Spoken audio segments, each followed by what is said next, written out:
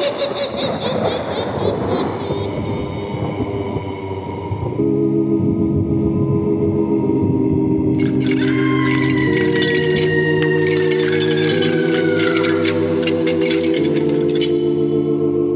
Mysterious Old Radio Listening Society podcast.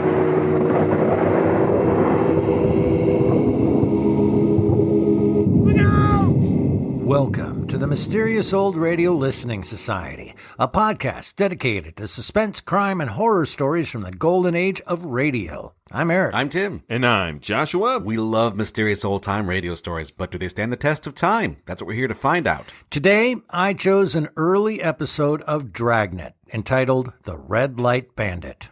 In 1948, actor Jack Webb appeared in He Walked by Night, a film noir police procedural directed by Alfred L. Worker. While on set, Webb struck up a friendship with the film's technical advisor, police detective Marty Wynn.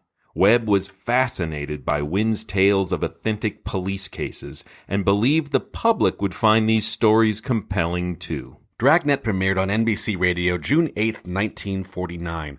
Although the scripts were ostensibly based on actual cases, Joe Friday was pure fiction. Webb imbued the Los Angeles police sergeant with a stoic charm, delivering his lines in a clipped, matter-of-fact tone no matter what the situation. Friday's catchphrase, "The facts, ma'am, just the facts," was emblematic of the program's mission to present the unvarnished truth of police work, at least as Jack Webb saw it. Over the course of the program, Friday had many police partners, but his first was Ben Romero, played by veteran radio actor Barton Yarborough. OTR fans will recognize Yarborough as the voice of Doc Long in I Love a Mystery, as well as Clifford Barber in Carlton E. Morse's long-running soap opera One Man's Family.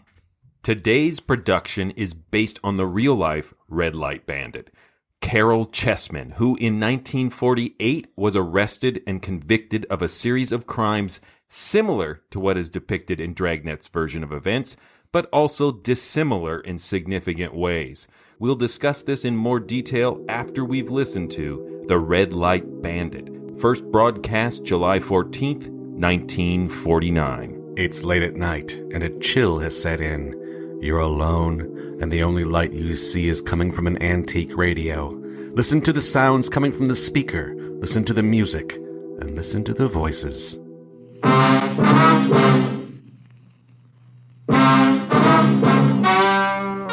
Ladies and gentlemen, the story you are about to hear is true. Only the names have been changed to protect the innocent. NBC brings you Dragnet.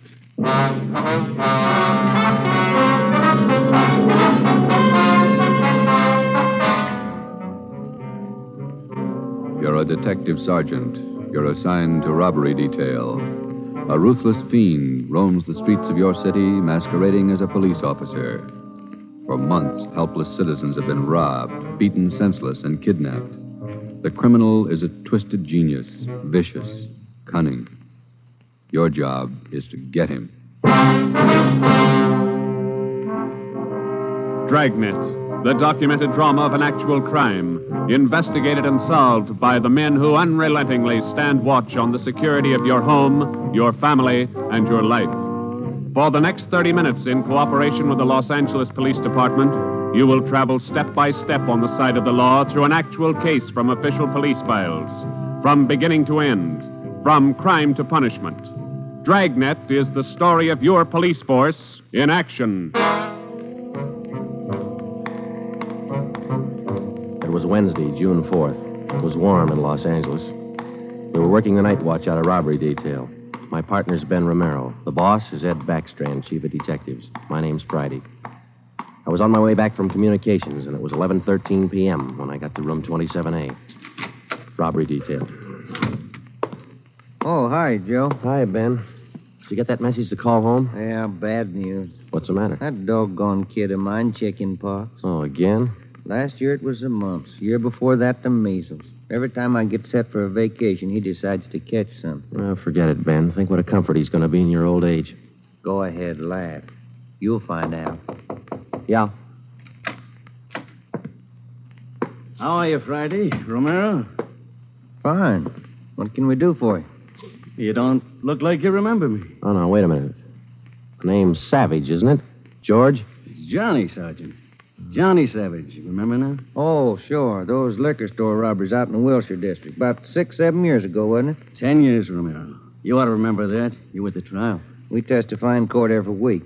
10 years is a long time. It's longer in the state pen. It's a lot longer. Yeah, you cried a little at that trial, didn't you, Savage? You said we beat that confession out of you. Yeah, that's why I figured I'd drop in for a little visit. Kind of apologize to you fellas. You gave me a square deal. I guess I kind of lost my head. I figured I'd apologize. Oh, that's all right, Savage. When'd you get out? A couple of weeks ago. I did it the hard way. Served 10 flat. I don't know my day. You find a job yet? Yeah, Friday. I'm working nights. What kind of a job? Laborer in a warehouse, south end of town. Good. You decided to level? 10 years in prison's a long time. You learn a lot of things. Nights are long, you think a lot. You get things straightened out. I hope you mean that. Sure I mean it, Friday. I've got everything straightened out. I know who my friends are, and I know who to watch out for. You sound like maybe you're on the right track. I got it figured, Romero. And like you two fellas, you caught me red-handed, and you send me up for 10 years. Well, you did all right, Savage. 5 armed robberies. You got off pretty easy. You got a break, Savage. Make the best of it. Sure, I'm not kicking. 10 years, a real break. That's right. Well, just dropped in for a little visit. Maybe I'll see you fellas sometime. All right, Savage? Keep your nose clean? Sure. No hard feelings. No. You just took 10 years of my life, that's all. There's no such thing as a man going through prison without changing. And Ben and I have seen him switch in both directions. Some men learn their lesson after they land behind bars, and when they're released, they turn into good citizens. Johnny Savage was sour. We made a mental note to check him out later on, and then we went down to the record bureau and pulled his coming out mug. That's about all that we had time for, because about an hour later, we started to get busy. Hot shot, Joe. Grab it. On the corner of Selma and Naples, the drugstore, 211 and probable attack. On the corner of Selma and Naples, 211 and What you got, Joe? Selma and Naples, 211 and attack. Come on.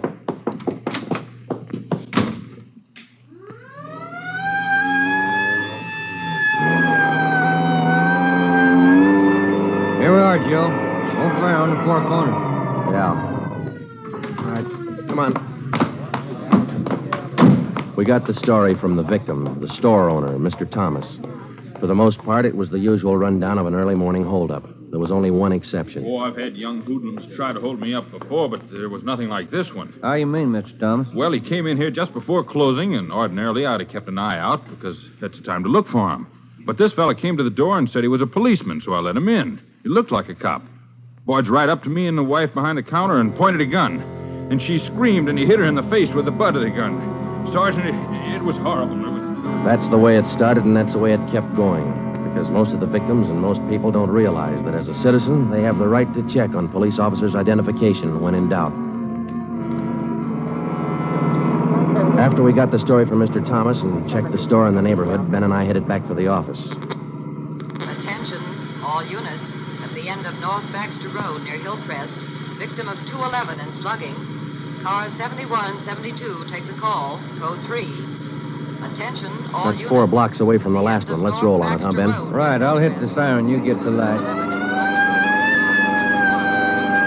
By the time Ben and I got up to the end of North Baxter, the men from car 71 were already there. The victim was telling his story. His face looked like it had been through a meat grinder. We're just shifting the car into second to make the hill when I hear this siren behind me, and I see this red light flashing in the side view mirror. Well, naturally, I pulled over to the curb, and I was just reaching for my driver's license when the cop runs up, yanks me out of the car, and starts clubbing me in the face with the butt of his gun. Did you get a look at him? Think you can describe him? No, I'm afraid not. He swung me around and kept me staring into that red light on his car all the time he was beating me. After a while, everything just went black. When I woke up, my wallet was gone, all my money's... 45 minutes later, Ben and I were interviewing the third victim, a young housewife out in the Wilshire district. Same trademark. I tried to tell him, Sergeant. I tried to tell him I didn't have any money, but he wouldn't listen. He kept holding me by the throat and beating me with his fist like he enjoyed it. Beating me. Yeah, all right, Mrs. Jameson. Could you tell us how he got in the house? He came in the front door and rang the bell. I opened the door, but I left the burglar chain on. He said he was a policeman. So when he demanded I open the door all the way, I did. Then he grabbed me. And you can't describe the man for us, Miss Jameson? He was tall, and he had dark hair and big hands. That's all. It was like a nightmare. A horrible nightmare.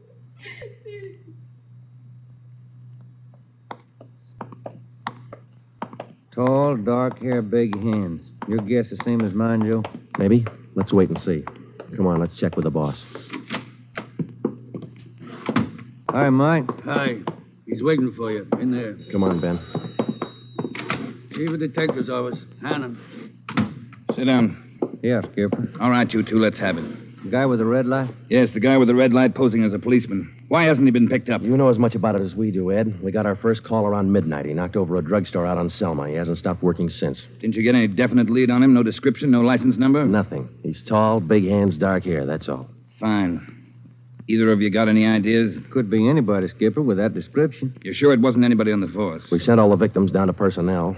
Lowry showed him the mug book of all police officers. Wasn't one of our men. Works fast. Drugstore, motorist, a pedestrian, a housewife out in the Wilshire district. Went right in the house after her. 4 of them, right in a row. 5.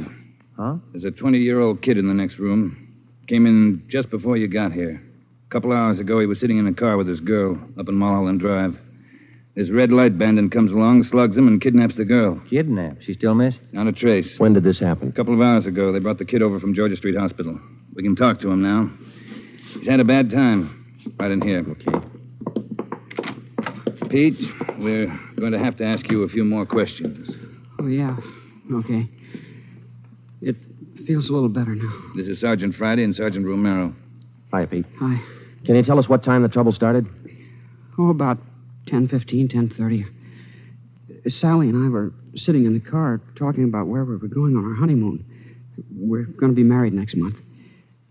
And then this car pulls up behind us and starts flashing a red spotlight on us, and a guy runs over and pulls open the door. He said he was a cop. Did you get a good look at his car, Pete? I think it was a black sedan. Did you get a look at the man, Pete?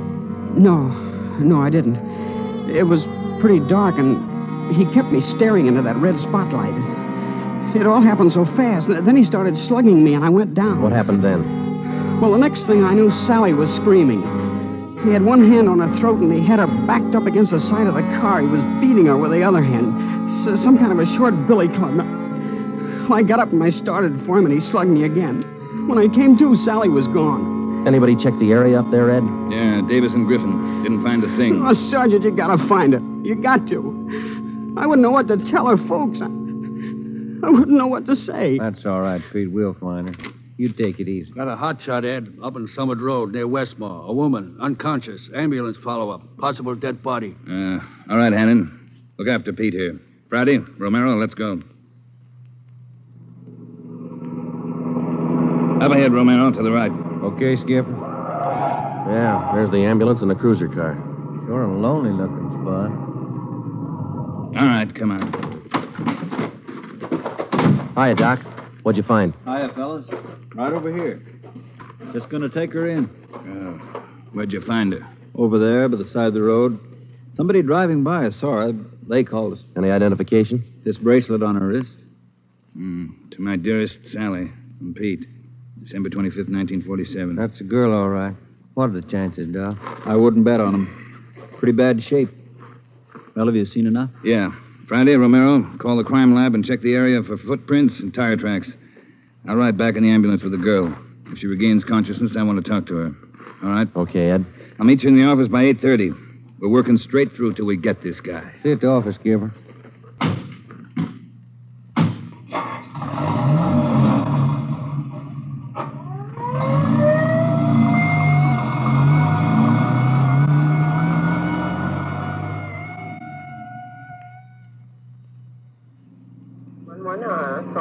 What time you got, Ben? 7 minutes to 4. Long night. Hey, that car up there ahead. Let's take a look at it, huh? Black sedan. Hey, look, he's flashing a red spot on that convertible. Come on.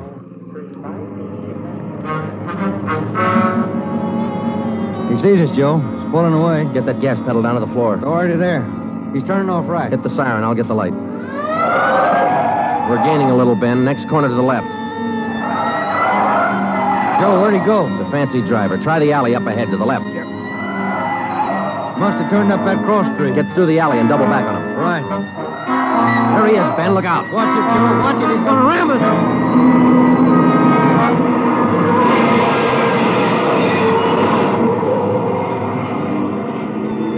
We got hit just in front of the rear bumper. Our car was forced into the curbing and it turned over. He was real lucky. He kept right on going. But this time, Ben and I were sharing the luck.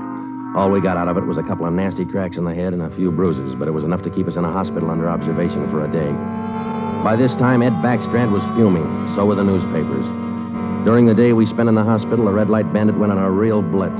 He pulled 6 more jobs, 1 liquor store, 2 residential holdups, and 3 car robberies. 5 of the 6 victims were slugged and beaten. Davis and Griffin had taken over for Ben and me, and by the time we got back on the job, they'd built up a lead for us. We've been working with Wilkerson up in auto theft, Joe. He's used 4 stolen cars already. We got the makes and numbers on each one of them. How about the dark sedan he was driving when he rammed us? The boys picked it up this morning out on Sepulveda. We're checking it for prints now. Oh, that's fine, Dave. You got any description on the guy yet? No luck there, Joe. He works too fast. Nothing at all? The same as you had. Tall, black hair, big hands. Loves to use them. Friday, Romero, got a minute? Okay, Skipper. Check you later, Hyundai. Sure thing, boys. Sit down. How do you feel? Pretty fair, Ed. Little stiff here and there. All right, did Davis fill you in? Up to date. Okay, I just called the doctor who's handling Sally Wilder, Pete's girlfriend, you remember? Oh, yeah. She's been in pretty bad shape since we found her up there on Summit Road. This morning she took a turn for the better. She's conscious, and her doctor thinks she might be able to talk to us a little bit. Good. When? About an hour. I cleared it with the doctor and with her family. You'll only be able to stay a couple of minutes, so make the most of them. That's all. All right, Ed. We'll check with you later. Say, Joe, Ben, here's some mail came for you fellas while you were gone. Oh, thank you, Mike. We're going over to the county hospital. We ought to be back in a couple hours. Okay. Say, there's been a couple of phone calls, too. Yeah, anything important? I don't think so. The guy just called to say hello. Said his name was Johnny Savage. He just called to say hello. I presume you men are aware of the girl's critical condition. Yeah, that's right, Dr. Froman. We saw her before she was taken here at the hospital. Ah, yes. You understand, of course, that you'll be able to see her for only a few minutes, and please try your best not to excite her, huh? Right, Doctor.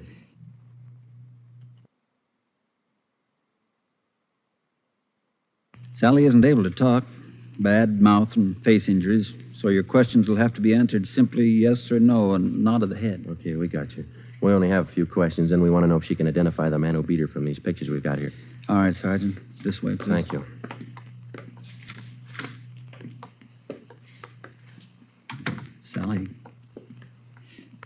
Sally, these gentlemen are from the police department. They'd like to ask you a few questions. Now, there's no need to be nervous or afraid. Just simply nod your head yes or no. Oh, that's fine. All right, Sergeant. Sally, did you see the man who attacked you? Yes. She says yes. Did you get a good look at his face? You did. All right, Sally, now you can answer these 3 together, just yes or no.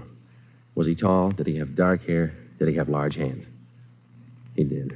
Ben. All right, yeah, Jim. Hand me the folder. Yeah. Here you are. Thanks. Now, there's just one more thing, Sally. I'm going to show you some pictures now. Take all the time you want before you make up your mind about each one. If you recognize any one of these men as the person who attacked you, just nod your head, all right? Oh, that's fine. Good. Here's the first one. No? All right. Here's the next one. No. How about this one? No? All right. Here's another. Do you recognize him? This was the man? Are you sure, Sally? Thank you. That's all. Let's go. Did you find what you wanted, Sergeant? Yes, Doctor, we did. Here, it's this one. Nice-looking chap. Who is he, Sergeant? His name's Savage, Dr. Froman. Johnny Savage. When we got back to the office, we checked in with Ed Backstrand. In 5 minutes, an all-points bulletin and a full description of the suspect was broadcast to every radio car, every motorcycle officer, to every sheriff and law enforcement agency in Los Angeles and Southern California. By nightfall, the manhunt was on. More than a dozen extra patrol units were called in for duty that night, and when they pulled out of the police garage, the name, the picture, and the full description of Johnny Savage was in the possession of every officer. The same for the patrolmen. Whether they walked a beat downtown or out in the residential areas, the picture of Johnny Savage went with them. Everything was done that could be done. On the second night of the manhunt, far out on the edge of town, Johnny Savage, the Red Light Bandit, got his 12th victim, a 63-year-old storekeeper. Attention, all units. 939 Markham Street, near Clark. 211 and slugging, code 3. Ambulance dispatched. All units. 939 Markham Street, near Clark.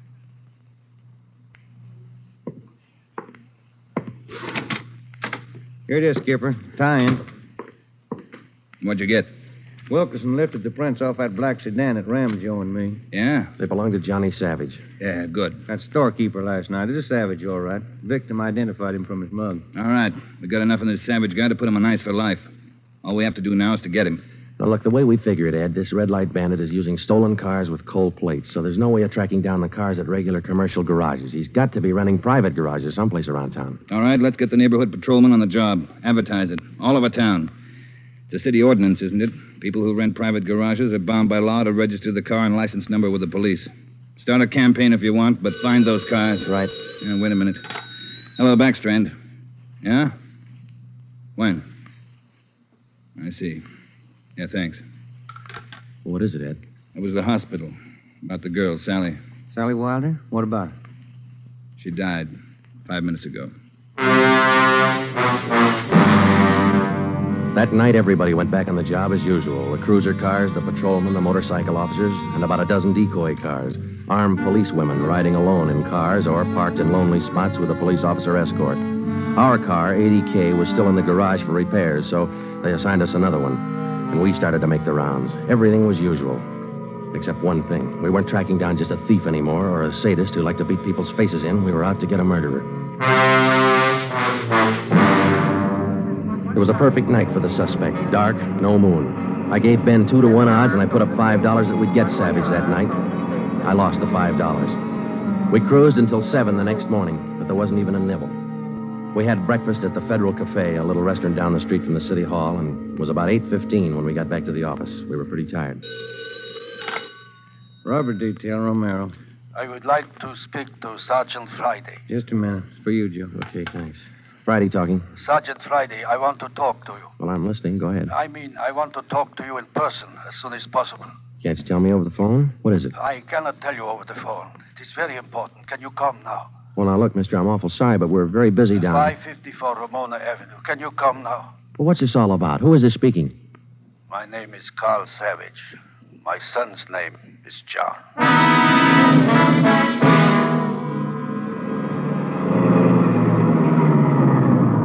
Here it is, Joe. Neat-looking little place. Yeah.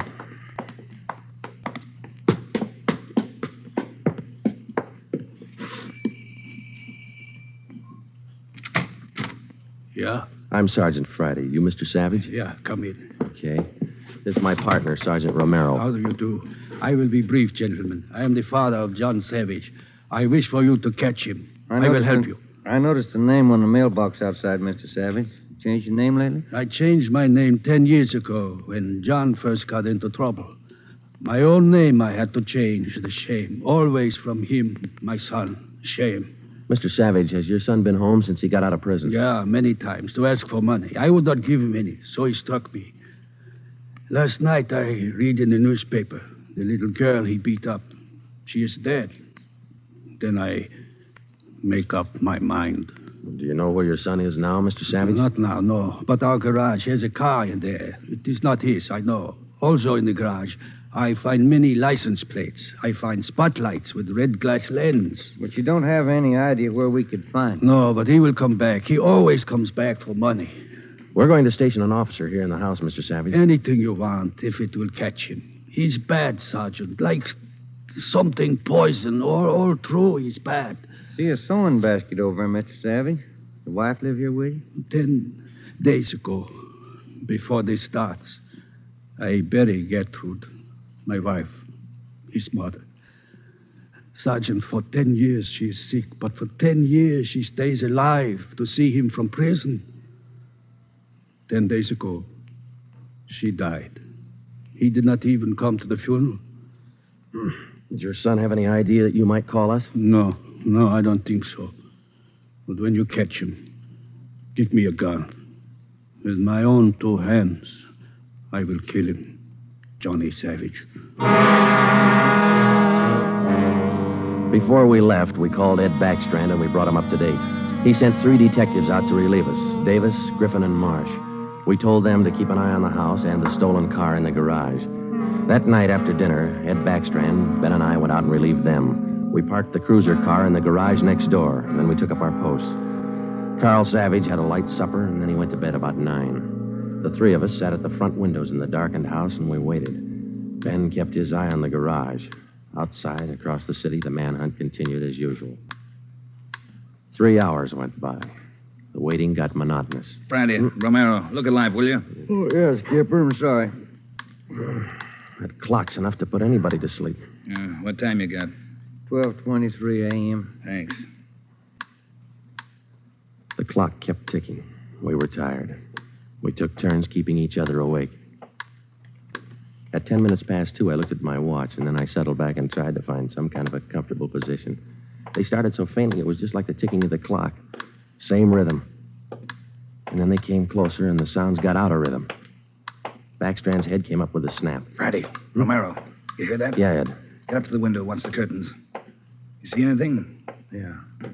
Yeah, somebody's coming. Savage? Can't tell. Wait a minute, he's slowing down. He's going up the driveway to the garage. He's going inside. That's him. Come on. Watch it, he spotted us. He went over that fence into the yard. There he is, Friday. You hit him, Joe. Maybe. He's going for the street. He's headed for that car, Ed, that sedan up on the corner there. Yeah, Romero, go back and get the car. Right, Skipper.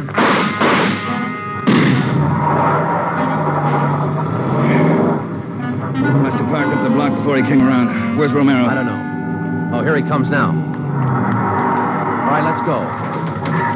Get that radio on, Joe. It's already on, Ed. All right, give him a call. Any sign yet? No, nothing so far. Next corner to the right, Ben.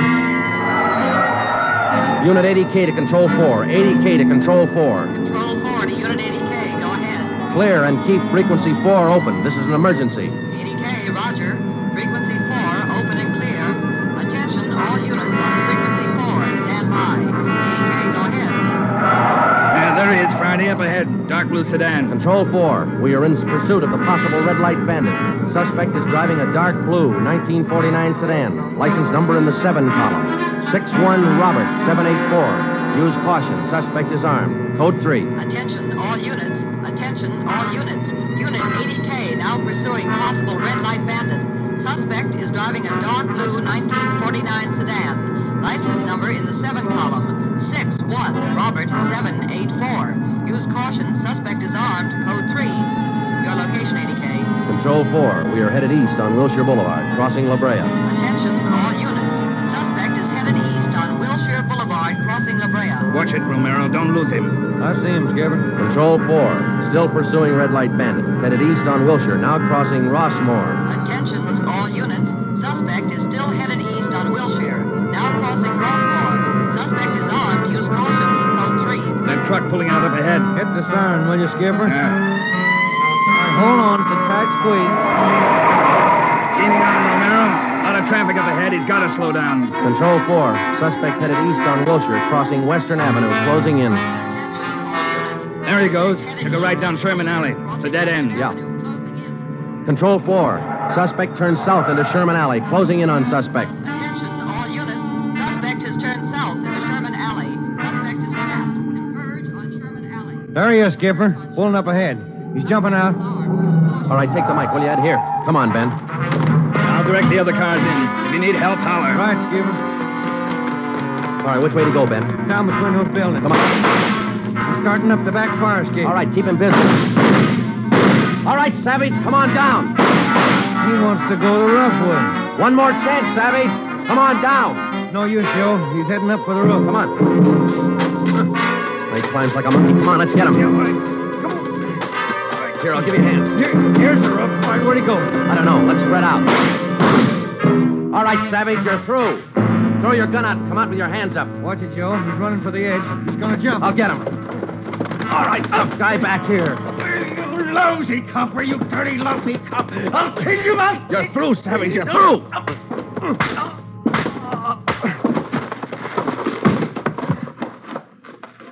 Good, Joe. Yeah. Throw the cuffs on, will you? Yeah, you just betcha.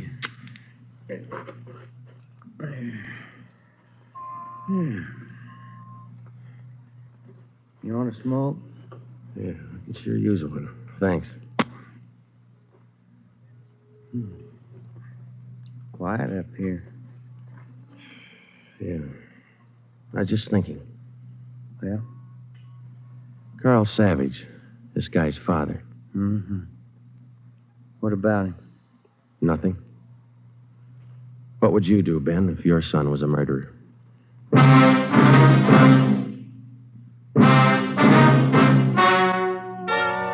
The story you have just heard is true. Only the names were changed to protect the innocent. John Savage was tried and convicted of murder in the first degree. He was executed in the lethal gas chamber at the state penitentiary.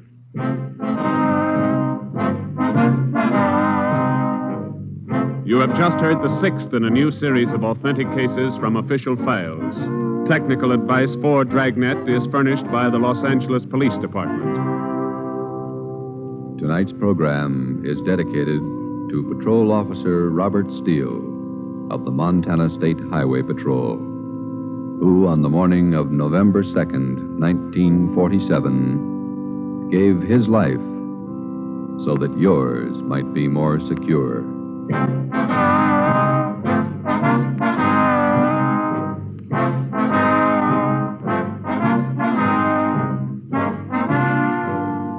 Dragnet came to you from Los Angeles.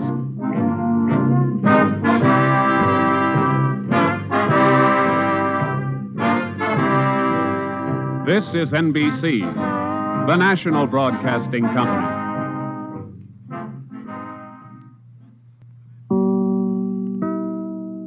That was The Red Light Bandit from Dragnet, here on the Mysterious Old Radio Listening Society podcast. Once again, I'm Eric. I'm Tim. And I'm Joshua. That was my pick. I chose that. I'm not going to sugarcoat it. I'm going to get it right out of the way. I love so much about this episode. There are so many things that fill me with just great joy, and that's a terrible thing to say about such a horrific and difficult story as this was. But starting with the fact that I just love Barton Yarborough so much. The other what are they called? Partners? Yeah. The other partners that he had during the run of the show were great. They were fine. They were all good actors. It was great. It's fine. But nobody beats Yarborough. I could make a list, just go right down the line of everything I love about this episode. But more interesting to me than pontificating about my love of it is I can't wait to hear what you guys thought of it. I'm so curious to see if you were as taken by it as I was or not. So hit me. I will tell you in the most subjective way possible, it lacks the things I love about Dragnet, which is, I suspect, why you love it. I know exactly what it doesn't have the minutia of the mundane. It goes. The mundane is pretty straightforward police procedural. Correct.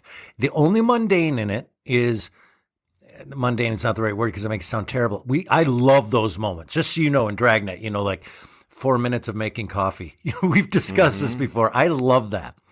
This does not have it. The only thing it has is a quick discussion at the top with Romero about his kid being sick, right? And him saying, maybe he'll take care of you. With a highly infectious child. Yeah.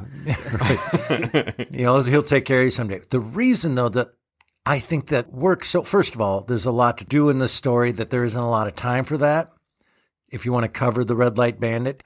But also, I really loved how they tied it in at the end. We talk about him being a father, then the father turns him in, and the ending with, what would you do if it was your kid? I like the string, the through string of that. I just want to be clear. I like that part of Dragnet, and this doesn't have it. It doesn't mean it's why I liked it. You loved it for the car chase. Oh, my God. Which car is chase scenes. incredibly well done. Yes, it is. Two of them. There's two of them. Two great car chase scenes. And that's hard to do on radio, everybody. And I could see all of it. There's sort of three major sections of this story, I think. And each of those sections is awesome. And the last two go together really well. And the first one, I don't think, doesn't serve the second two that as well. Are you talking about the introduction of Johnny Savage early on? Yes, that is my one big critique of this. I think it's a great scene that doesn't help the rest of the story. I think it would be an amazing scene if they moved it to the center. If they had received their call, interviewed these victims of this person who'd been attacking, they were stumped, and this ex-con comes and visits and taunts them, and they suddenly have that aha moment. Maybe it's him. And the second half is suspecting him, but maybe not being able to prove it. And then you still get the call. The problem being it makes them look like idiots. Right. That's my only problem. In the real world, there is hundreds, thousands of people that if they were asked, like, well, who do you think this might be? Like, we're surrounded by criminals. But narratively, because you only meet the one, you can't help but think, like, how about the one you just talked to? The one you chose to name Savage. Who is literally a savage. Yeah. I'm going to disagree with you that was part of their day and that happened. And it turns out that he had come in to taunt them or to just see them and in a certain way go, I'm about to make your life hell for what you did to me.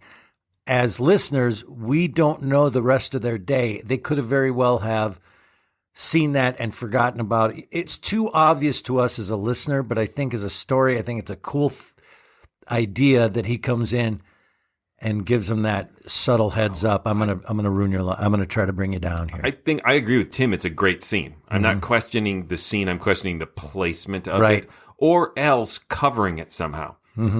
Having Joe or Ben Romero go like, could this be Savage? And like, now, how many people hate us personally for putting them behind bars or having them dismiss it in some way, even if we as the listener knew they're wrong, it is him. It would at least help make them not seem like they're missing the obvious. And you're absolutely right. In a police officer's day, they're going to interact with all these people. Right. And it's very unlikely that the person they interacted with is the person who did it in the real world. But in a piece of fiction, it's really clearly who it is. And it doesn't bother me to know that's the guy.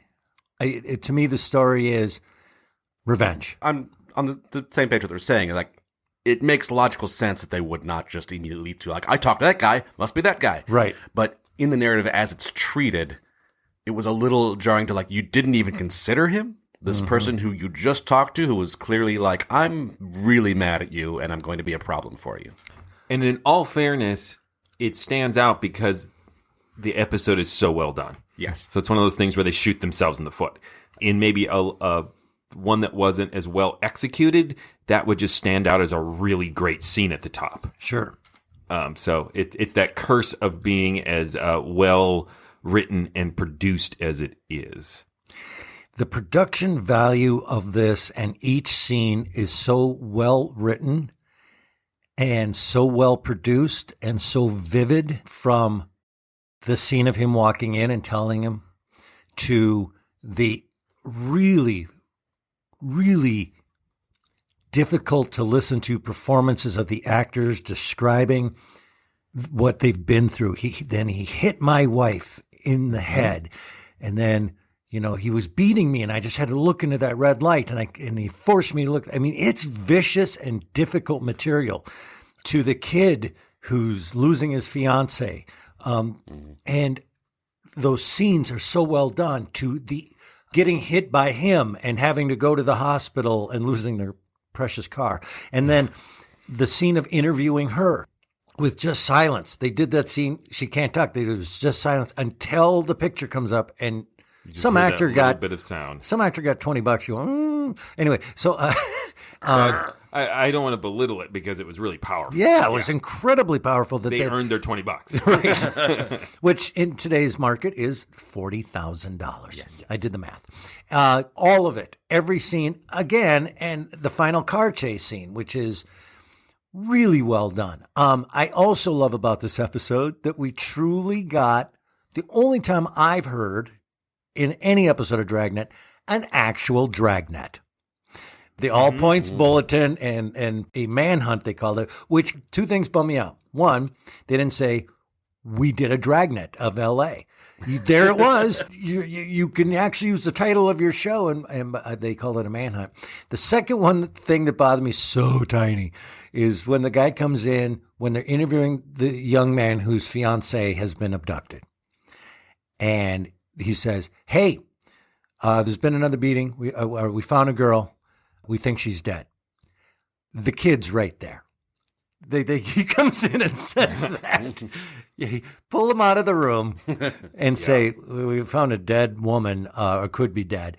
But it was please don't say that in front of him. But that's really tiny thing. I thought the manipulation was well done because you hear them say they found a woman and like you presumed, it's a body. Yeah. She's dead. Yeah. And then you're like, But he does she say... She lived. And then later, she died. And but he does say when he walks in, he says, we think she's dead. Mm-hmm. Or she might be dead or something like that. To finish my earlier thought of there's sort of three sections, and they're all great. The last two sections, the pacing of the whole manhunt is just amazing and fantastic. And like that $5 bet, like that's great. Like, I lost $5. That's what happened that night. And then you were so invested and so like, come on. That final car chase is just gripping. It's so gripping. And it feels in real time. And to see just in your head, like Jack Webb is running across a rooftop to tackle this guy. Yep. In the first car chase scene, great moment where Jack Webb says, he's a fancy driver. Did you hear that? Because even he's raising his voice in the car a little bit, so he's like very excited for Jack Webb, but he's still he's still really low key. I love that though. Fancy driver, and of course just the brutality of that dad of like, when you catch him, give me a gun. Yeah, I loved his whole journey in the 5 minutes we got to meet his dad. We got to learn his entire difficult journey of his decision-making process, and enough was enough about this. And again, brutal story of his mom. It's horrifyingly brutal. I do want to go back to your observation about the way the opening foreshadows or nicely frames with that closing thing of the father of, would you turn in your son? Because I do think that's a beautiful loop, because it makes you think of the worst killers. The monsters had a parent who took care of them when they had chicken pox and worried over them, and then they get to the point that father is at. But you also, I think, because of positioning Ben at the top as a worried parent, but also, kind of taking it all for granted, being like, every time we're going to go on vacation, some kid gets sick. So it has this really mundane quality to it. So I think it also helps you feel okay if you have to stop a moment and really think about the answer to his question. Would I turn in my child? Well, and this guy didn't for a long time. Yeah. He reached a breaking point. And that's, as a parent, that's breaking point is, wow, it would be incredibly difficult to reach and make that choice. It would be really hard. Also, as a parent, it would be really difficult if my dumb kid got chicken pox twice. Because he says he got chicken pox, and he says, again? And I'm like, what do you mean again? He has shingles already? Like, I've never heard of anybody getting chicken pox twice. I think he corrected with, it was just a number of diseases, chicken pox, cholera, polio. He just had it all. Leprosy. Right. Those childhood maladies. Kids. that it did have the nice little bit of public service announcement. Like, for as horrible as this is, you do have the right to ask a police officer for his badge. Yep. That stood out to me as a rare moment in Dragnet where they stop and suggest that the citizens have any rights that supersede the rights of the cops. I mean, that's true. On top of everything, this is a good segue. On top of everything we've already said about just as a piece of drama. We'll be the judge of how good a segue it is, but go on. There's so much in here that is interesting to just look at it as a time capsule. I was fascinated by Joe Friday's remarks of, like, you cried a little on the stand. You said we beat a confession out of you. And what's interesting is it's unanswered. Mm-hmm. I think Johnny Savage does say, I came here to apologize. Mm-hmm. And maybe we're supposed to read that in. Now, I don't actually think listeners at the time, maybe they did, thought that was true, but it felt like it's left as an ambivalent conclusion to draw. I also don't think that what Friday was saying was that Johnny Savage literally bawled. To me, I took it as accusing a cop of roughing you up like they naturally would somehow unmanned Johnny, like made him a baby. Yeah, I inferred from it that confessed, maybe hoping to get a plea deal out of it, and when he didn't get I don't know what order it would go in, but that he took back his confession. Yeah, I'm of a different mind of that whole. I believe the inference was that he lied and said that they beat a confession out of me when they did not beat a confession out of him, which pissed off Friday a lot that he did that, and therefore in that moment said, nice crocodile tears on the stand lying. Is that right? That's how I inferred it. Yeah, but that's not explicit. It's not explicit, and that's what I think is so interesting about it, because it didn't need to be then. Today, if you wrote that into your story, that's something you have to deal with. You don't drop that line and walk away from it. Right. That's probably the crux of your story. Right. And there's a presumption there that the cops are innocent. Right. Which I don't think we have today. No. So I found that fascinating. Yep. I also like how Dragnet was very careful when they were talking about the couple that were clearly at Lover's Lane parked. Oh, yes. They were talking about their honeymoon. They were planning their honeymoon. By planning, reading the Karma Sutra. Yeah. This is what I plan to do. Let's take our pants off and have a chat. New T-shirt. That should be the name of this podcast. No? Okay. Are you guys familiar? Because it was a pretty famous case, and Dragnet rarely tackles famous cases. In all fairness, the case of the Red Light Bandit became more famous after this episode was aired. So, in the intro, you wrote that. Mm-hmm. I meant, came in my head 900 times this week, like, I'm going to look this up, because these are all true stories, and I forgot to look up the Red Light Bandit. So what you're about to tell me, first of all, thank you, I forgot to do this. Second, hit me. I can't wait to hear the true story of Carol Chessman.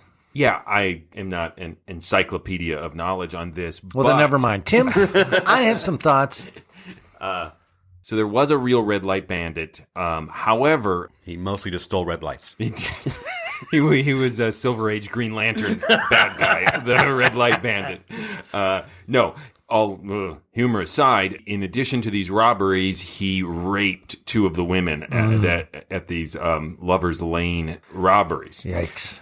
I wonder, because this was the year after it happened, if the listeners, even though they couldn't be that explicit at the time, filled that in that scene with the young lady who they found. Right.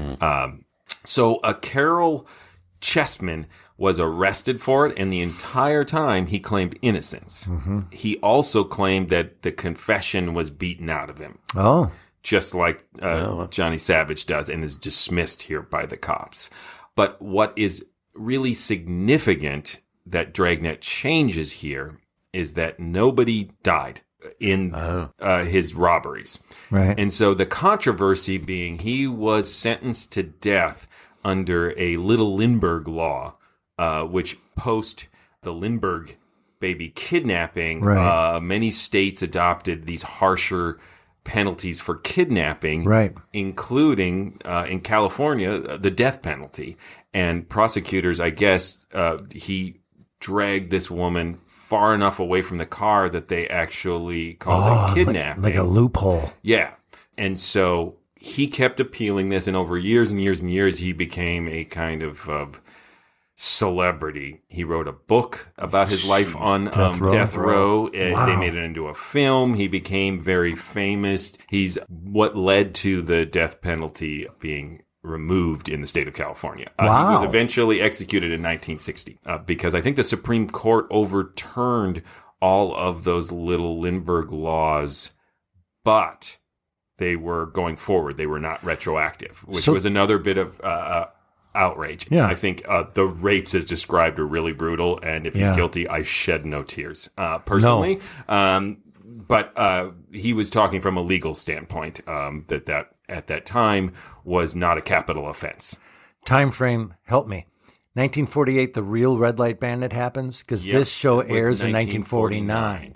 So all the kerfuffle about the books he wrote and in prison, that was yet to come. However, they knew enough that it was controversial that they altered the facts so that the victim actual murder dies. But not only that, at the end, they say, this was resolved, he was put to death. When in reality... By 1949, he was sentenced to death. He was on death row. But they say he was executed. The thing is... in this episode. All the stuff about these are facts are lies. The names, come on! Names are not changed to protect the innocent. They're changed to protect the cops in most Dragnet episodes. It's just the truth. I mean, it's technically great. To protect our lawyers. But I think there's some opinion of that. It's not so much saying, all right, we're just going to say he was executed and lie. I think we're going to say he's executed because that's what we want to happen to this actual guy. Do you get what I'm saying? Like, yeah, it feels like it's opinion. That is the finality we want to provide our audience. Yes, versus he is currently in jail, unless the Supreme Court overturns this law. I mean, right. He was pecked to death by pigeons. Yes. Dun, dun, dun, dun. Cool. That is now the ending of each one of our podcasts. Just a picture Any of a other little Jack Webb haircut. Any other thoughts? Just the Cool Man. Oh, God. Should we vote? Sure. Yes. This is a classic piece of radio theater, in my opinion. This show is a classic. It stands the test of time. It is one of the best episodes of Dragnet I've ever heard. It is compelling, difficult, real, horrendous, fulfilling.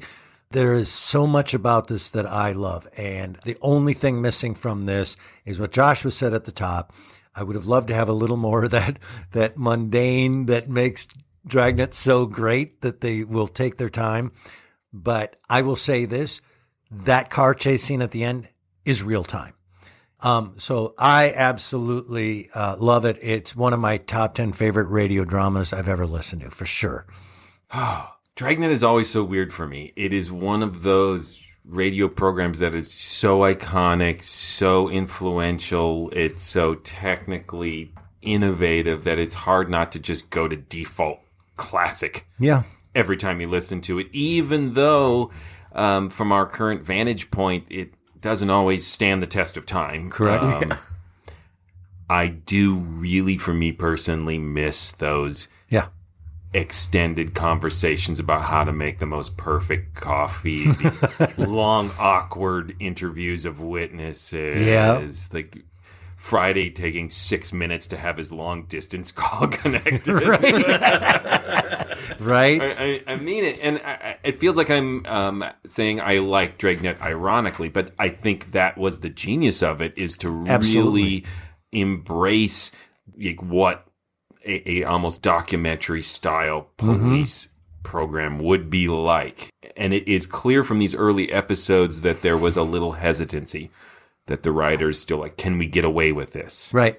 So I think I'm hesitant myself to call it a classic because it doesn't have everything that is going to make Dragnet a classic yet. Right. And I do have those narrative structural issues with it, but it is a really great episode of dramatic radio. I'm going to follow a little bit on the other side of the line from Joshua. I think this is a classic, even though I have small criticisms of the narrative move of having that introduction of Mr. Savage as it was that sort of undercuts the credibility of Friday and Romero, even though, like, I know it's not that way, but it just sort of functions that way narratively. That being said, the pacing of the manhunt and the execution of that final chase it's just phenomenal. It's just amazing.